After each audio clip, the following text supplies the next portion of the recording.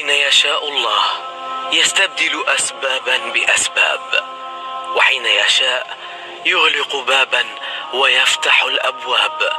فكن راضيا وكأنك تمتلك كل شيء، فكل ما يكتبه الله لنا ألطف مما نشاء. رزقكم الله التقوى والإيمان، فتلك هي الولاية.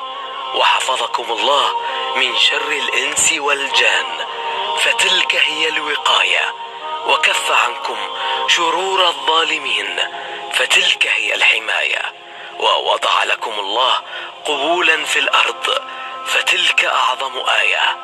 أحبكم الله وأكرمكم بجنة الفردوس، فتلك هي